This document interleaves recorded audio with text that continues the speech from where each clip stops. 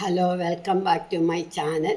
ഇന്ന് നമ്മൾ തയ്യാറാക്കാൻ പോകുന്ന തണ്ണിമത്തൻ്റെ തൊണ്ട് വെച്ചിട്ട് ഉള്ള ഒരു വടയാണ്. വളരെ ഹെൽത്തി ആയിട്ടുള്ള ഒരു വട. ഒരു തണ്ണിമത്തൻ ഞാൻ മുറിച്ച് പകുതി കഴിച്ചു, അതിൻ്റെ ബാക്കിയായത്. അകം എടുത്ത് നമുക്ക് ഹൽവ ഉണ്ടാക്കാം, പുറം എടുത്ത് വട ഉണ്ടാക്കാം. ആദ്യം അത് മുറിച്ച് വൃത്തിയാക്കി എടുക്കട്ടെ. നാലായിട്ടങ്ങ് മുറിച്ചു. ഇനി ഇതിൻ്റെ മാതളം നമുക്ക് എടുക്കാം.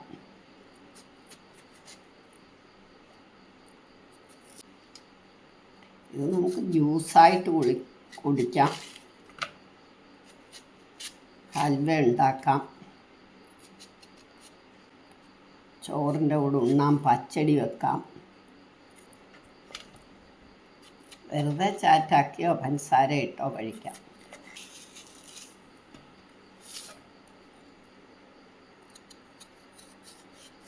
ഈ കരിന്തൊലി അങ്ങ് കളയണം.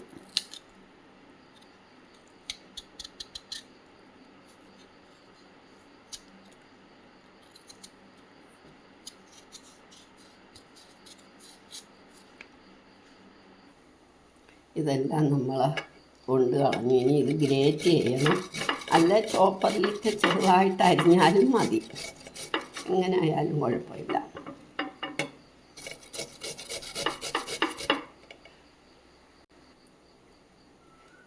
ഇത് മുഴുവൻ നമ്മൾ ഗ്രേറ്റ് ചെയ്ത് കഴിഞ്ഞു.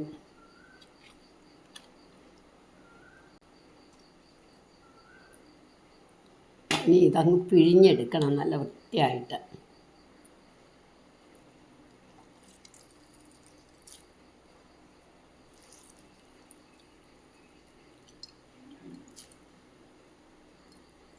വെള്ളം നമ്മൾ കളയണ്ട, നമുക്ക് പിന്നെ ഉള്ള ആവശ്യങ്ങൾക്ക് എടുക്കാം.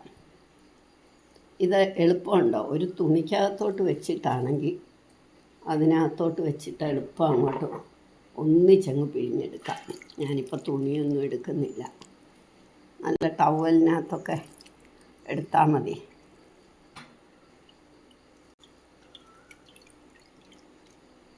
ഇതിൻ്റെ തൊണ്ട അച്ചാറിടും, അപ്പോഴൊക്കെ നമുക്ക് ഈ വെള്ളം എടുക്കാം. പിന്നെ സൂപ്പ് ഉണ്ടാക്കുമ്പോൾ കളയണ്ട വെള്ളം. ഇതെല്ലാം നമ്മൾ പിഴിഞ്ഞെടുത്തു.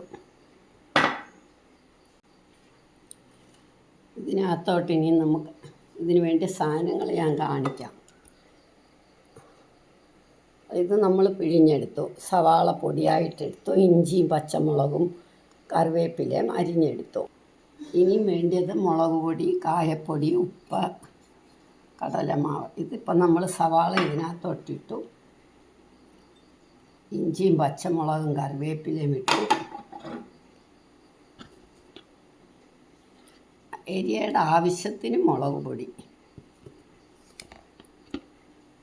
കായപ്പൊടിയും അത് ഇഷ്ടമുള്ള പോലെ ഇടണം, അവരവരുടെ ടേസ്റ്റാണല്ലോ കായപ്പൊടി. പിന്നെ ഉപ്പ്,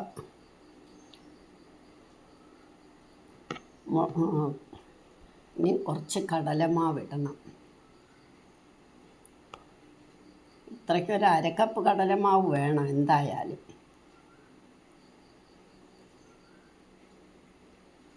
ഒരു കപ്പ് ഇട്ടാലും കുഴപ്പമില്ല. ഇനി ഇതെല്ലാം കൂടെ നമ്മൾ നന്നായിട്ട് ഇളക്കണം.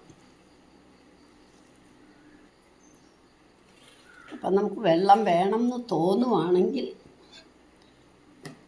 നമുക്ക് ഈ തണ്ണിമത്തൻ്റെ വെള്ളം തന്നെ ഒഴിച്ചാൽ മതി. ഞാൻ ഇതിനകത്തോട്ട് ഇടട്ടെ ഇളക്കാൻ പാകത്തിന്.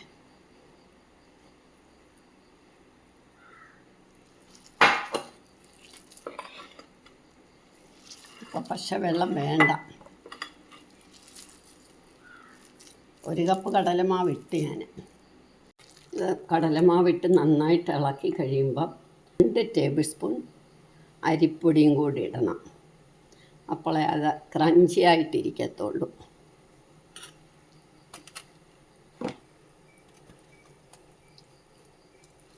ഇനി നമുക്ക് കുറച്ചെടുത്ത് എയർ ഫ്രയറിലുണ്ടാക്കാം. അതിന് വേണ്ടിയിട്ട് ഞാൻ കുറച്ച് എയർ ഫ്രയറിലോട്ട് വെക്കാൻ വേണ്ടിയിട്ട് നമുക്ക് ഇഡ്ഡലി പാത്രത്തിൽ വെക്കണം. കുറച്ചൊന്ന് പരത്തിയിട്ട് ഇങ്ങനെ ആക്കിയിട്ട്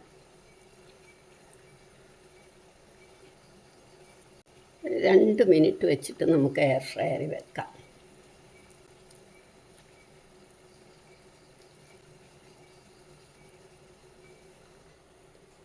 കുറച്ച് നമുക്ക് എണ്ണ വറുത്തും ഉണ്ടാക്കാം.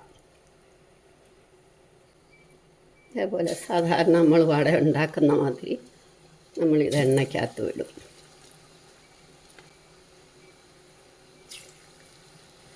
ഇനി ഇത് തിരിച്ചിട്ട് നമുക്കെടുക്കാം.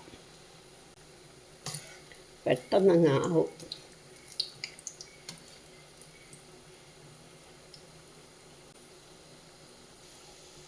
അതിനിടയ്ക്ക് ഇഡ്ഡലി പാത്രത്തിലെ ആയി നമുക്ക് തുറന്ന് വെക്കാം. ഒന്ന് തണുക്കുമ്പോൾ എടുത്ത് എയർ ഫ്രയറിൽ വെക്കാം. ഇത് നമ്മൾ എടുത്തു. ഇനി എയർ ഫ്രയറിൽ ഇതിലോട്ട് വെക്കാം. ഇനി അതെടുത്ത് നമുക്ക് എയർ ഫ്രയറിലോട്ട് വെക്കാം. വേണമെങ്കിൽ സ്വല്പം എണ്ണ തേക്കാം. അതൊന്ന് കുറച്ചൊന്നായിട്ടാണ്. 200 ഡിഗ്രിയിലാണ് ഞാൻ വെക്കുന്നത്. 10 മിനിറ്റ് വെക്കണം. 5 മിനിറ്റ് കഴിയുമ്പോൾ നമുക്കെടുത്ത് തിരിച്ച് വെക്കാം. ഇത്തിരി എണ്ണയൊക്കെ പുരട്ടിയിട്ട്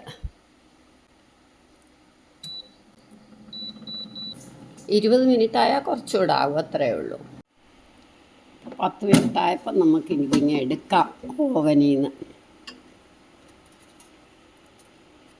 നമ്മുടെ വട നല്ല റെഡിയായി. ഇതെല്ലാം എണ്ണ വറുത്തതാണ്. ഇത് എയർ ഫ്രയറിലാണ്. എയർ ഫ്രയറിൽ ഞാൻ പക്ഷെ ഒട്ടും എണ്ണ പുരട്ടിയില്ല. പുരട്ടണ്ടെന്ന് വിചാരിച്ചു. അല്ലാതെ നല്ല ക്രഞ്ചി ആയിട്ടിരിക്കും.